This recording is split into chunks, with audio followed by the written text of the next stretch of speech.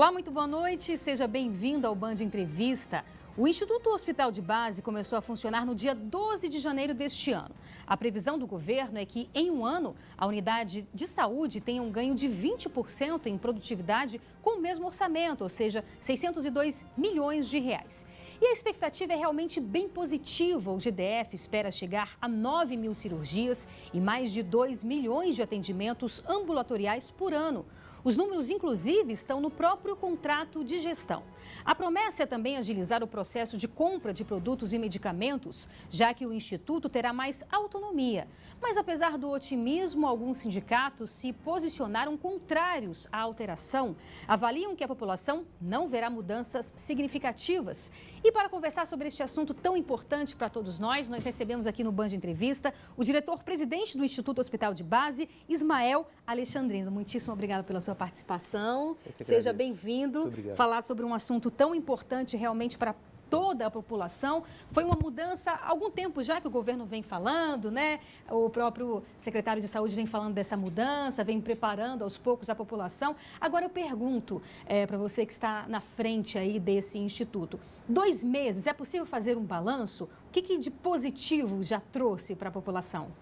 Bom, Renata, nós já conseguimos nesses 2 meses fazer a aquisição de alguns medicamentos que nós não tínhamos e que são medicamentos fundamentais, por exemplo, para tratamento do câncer, né? Alguns quimioterápicos, muitos deles com um processo de compra arrastado de mais de um ano, nós já conseguimos realizar essa compra. Que bacana. Outra coisa muito importante que fizemos no período próximo passado, que foi o processo seletivo para a inclusão e a contratação de aproximadamente 700 novos colaboradores, né, para suprir a falta, né, em algumas áreas estratégicas. Então, são 2 coisas de bastante peso neste período inicial. Que foi feito num processo muito ágil, né? Porque a gente percebe, existe uma burocracia e é importante que se tenha uma burocracia, afinal de contas a gente está falando de dinheiro público, que é dinheiro do povo, mas ao mesmo tempo uma burocracia que atrapalha várias coisas, como por exemplo, o paciente que tem câncer, ele necessita daquele medicamento naquela hora, né? A doença não espera.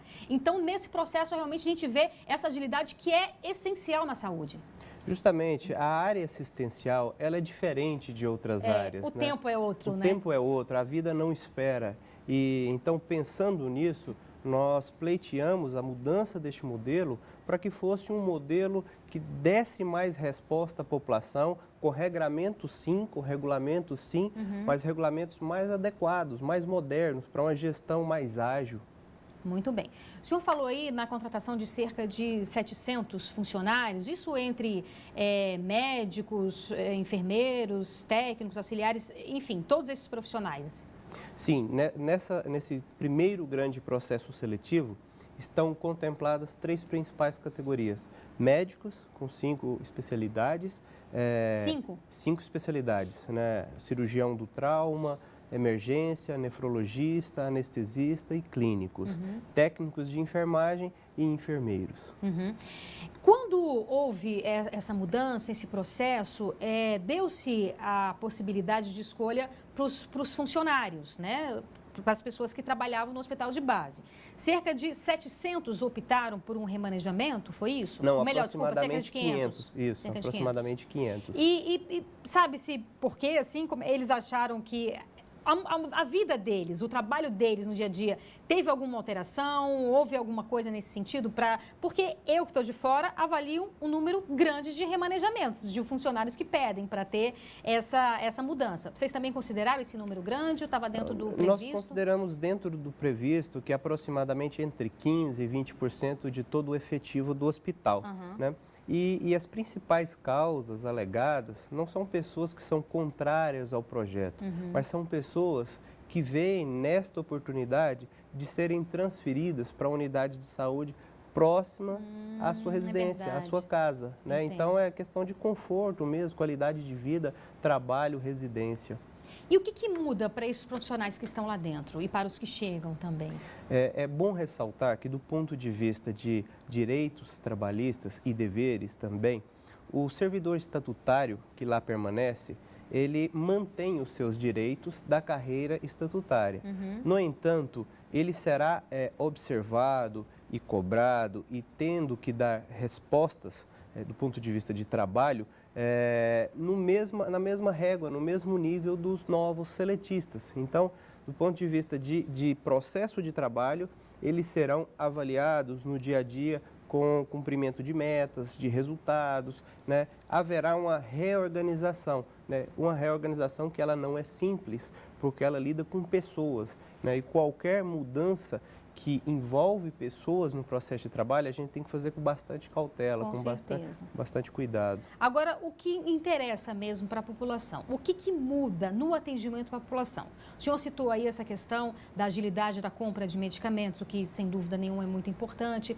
Para as pessoas que necessitam, os pacientes que necessitam do hospital de base, o que muda para essa população? O que a gente imagina? Tem 3 grandes focos que a gente precisa atuar no hospital de base. Um deles é o pronto-socorro, o segundo é o centro cirúrgico e o terceiro, que subsidia os 2 demais, é a farmácia logística. Então, nós acreditamos que com essa mudança, as cirurgias, as filas, elas sejam menores, né? Nós temos um contingente grande de pessoas aguardando nas filas. É verdade. Nós temos, muitas vezes, principalmente nesse início, equipamentos sucateados que a gente consegue agora fazer a manutenção mais rapidamente, bem como aquisições mais rapidamente, né? E a questão do suprimento, do controle, tudo isso com esse novo regramento a gente consegue mais celeridade. Então, o que a gente espera que a população perceba é que ela está sendo acolhida e tendo um acesso à saúde de forma tanto mais rápida quanto mais assertiva, precisa, com toda a potencialidade que o hospital tem. Isso é tão importante porque eu acho que os jornalistas, os médicos também têm essa possibilidade de ver, de encarar essa realidade, que muitas vezes a classe média, a classe alta não sabe o que é isso, né? Não sabe o que é você ir para um hospital sentindo dor, não sabe o que é você ter uma doença terminal, um câncer, e não ter um equipamento para você fazer um exame que é fundamental, sua vida depende daquilo, não ter medicamento. Então, realmente, é muito importante, o foco está voltado para a população, né? Para melhorar, de fato, esse atendimento mesmo, porque é uma população muito carente, muito sofrida. A gente não está falando, claro, só da capital do país, de todo o país. A gente sabe que o SUS tem muito que melhorar, mas tem que ter um olhar voltado mais para essa população. Sim, nosso foco ele nunca pode distanciar do usuário. Perfeito. Né? Com grande respeito ao nosso colaborador, que é quem presta essa assistência ao usuário. E é importante, Renata, frisar que não é só a população de mais baixa renda. Sim. O hospital de base, né, agora Instituto Hospital de Base, ele é um hospital de referência em trauma. Então, toda e qualquer pessoa que tiver algum tipo de acidente, alguma coisa nesse sentido, trauma, ele será direcionado ao hospital de base. Pode até ser transferido posteriormente, mesmo aqueles que têm planos de saúde, convênios. Mas quem abriga e funciona 24 horas, 7 dias por semana, é o hospital de base. Ele é a grande referência. É isso mesmo. Então tá bom, agora a gente faz um breve intervalo, volta daqui a pouco. Não saia daí, a gente espera você.